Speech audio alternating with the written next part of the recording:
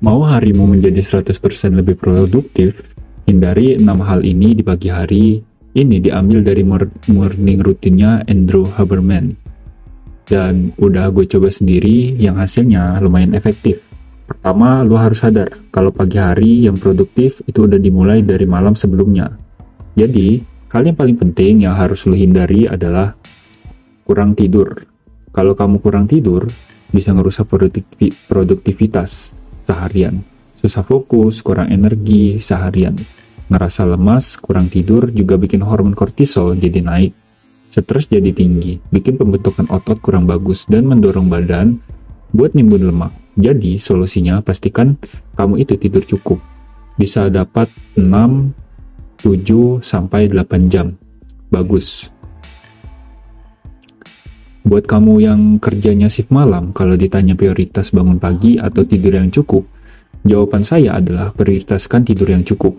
Jadi pastikan kamu buat planning di malam sebelumnya. Kalau besok harus bangun jam 5 pagi, berarti udah harus tidur, paling telat jam 10 malam.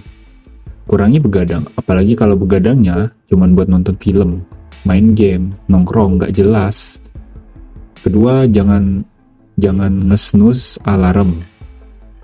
Tahu kan tombol snooze?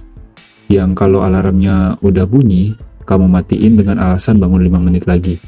Ini kebiasaan yang buruk banget, yang bikin kamu gak bisa disiplin. Bilangnya 5 menit, tahu-taunya tidur nambah 30 menit lebih. Tahu-taunya udah siang. Tombol snooze ini bahkan sering disebut dengan dream killer karena bikin kamu meninggalkan produktif yang harusnya kamu lakuin kalau udah saatnya. Kalau udah saatnya bangun pagi, bangun aja. Dari sini udah kelihatan kok mana pria kuat sama pria yang lemah. Pria kuat bisa ngelakuin sesuatu walaupun dia nggak pingin ngelakuin itu. Bisa memaksakan dirinya bangun di tengah hangatnya selimut dan dinginnya udara pagi. Ketiga, no doom scrolling. Kamu bangun tidur terus pegang HP, bukan medsos, lihat first reel atau FYP. Nggak kerasa tiba-tiba udah 15 menit habis di kasur. Mungkin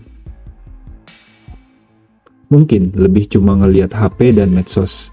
Ini bahayanya karena belum apa-apa otak kamu udah disuruh mengonsumsi dopamin. Udah dikondisikan buang-buang waktu sejak pertama kali buka mata. Bahaya banget. Kalau bisa hindari pegang HP setelah bangun. Terus ganti dengan apa? Ganti pakai ibadah pagi. Jam scrolling, pegang HP, kepoin medsos, pasti ada yang bikin penyakit hati. Ada yang bikin kamu kesal, iri, marah, jengkel. Pokoknya, berbagai emosi negatif udah kamu rasakan pas baru melek tadi. Ibadah, kalau kamu ngelakuin ibadah, justru membersihkan hati, menguatkan jiwa dan mental. Jadi paling enggak, jangan lihat medsos dulu sebelum kamu tuntasin ibadah pagi. Keempat, tunda main video game. Ini kesalahan fatal yang sering banget dilakuin. Bangun tidur langsung nge-game. Lanjutin game semalam. Emang seru banget, apalagi kalau pas hari libur. Tapi ternyata ini bikin kamu malah seharian jadi ngerasa gak perlu ngelakuin hal produktif karena udah dapat ledakan dopamin dari main game. Terus ganti dengan apa? Ganti dengan beres-beres kecil, diambil dari metode yang dilakuin Dr. Jordan Peterson. Daripada dapetin dopamin dari video game yang sifatnya semu, kamu bisa dapetin dengan cara beresin kasur, nyapu kamar, rapikan meja. Nggak usah beres-beres besar, cukup yang sederhana aja yang bisa diberesin dalam 5-10 menit. Ini bikin otak kamu mendapatkan dopamin juga dan ngerasa puas. Naikin percaya diri karena kamu bisa ngeberesin sesuatu dengan cara yang baik. Jadi kamu ngerasa siap, sanggup buat ngeberesin hal yang lebih besar di sisa ini. Di sisa hari kelima, jangan langsung minum kopi.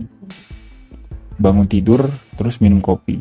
Bisa bikin keras di sistem hormon kamu. Masih lemas, masih ngumpulin nyawa, dari habis tidur terus langsung dikasih kopi. Yang bikin melek dan siaga. Biasanya, kalau ini kamu lakukan, Pas hari agak siangan, kamu pasti bakal lemas, bakal perlu kopi dosis yang lebih tinggi lagi. Jadi triknya, tunda minum kopi paling enggak sejam, sampai 90 menit. Setelah kamu bangun, jangan langsung minum kopi.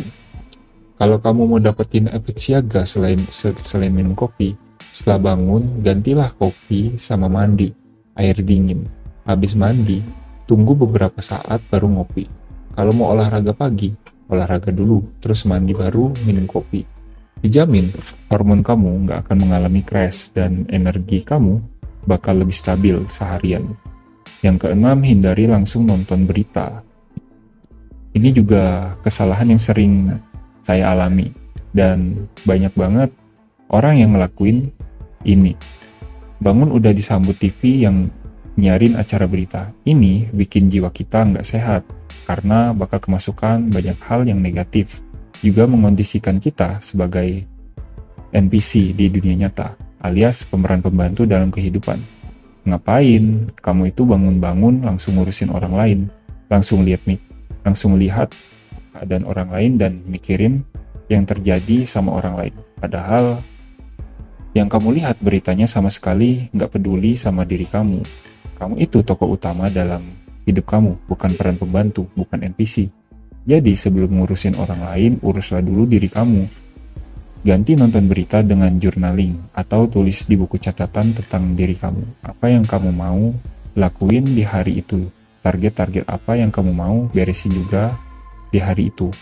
Apa yang kamu rasakan, syukuri apapun yang ada di pikiran kamu. Tulis di situ. Ini bisa bikin kamu lebih siap, lebih lega, lebih kuat buat menjalani hari journaling. Menjalani hari. Journaling ini adalah aktivitas wajib pria-pria sukses. Dilakuin sejak zaman Presiden Soekarno, Michael Jordan, sampai Kaisar Roma, Marcus Aurelius. Kamu bisa tahu ini dari info-info di Google kalau mau cari. Dengan journaling ini bakal mengondisikan diri kamu buat menjalani hidup sebagai tokoh utama, bukan sekedar sebagai pemeran pembantu atau NPC. Oke, dari 6 aktivitas ini, hal mana yang udah bisa kamu hindari dan mana aja yang udah bisa kamu lakuin? Sebagai penggantinya, share di kolom komentar ya bro, supaya yang lainnya bisa tahu apa kegiatan kamu yang bermanfaat, supaya bermanfaatnya itu nggak hanya habis di kamu, tapi juga berlanjut ke yang lain. Oke, terima kasih.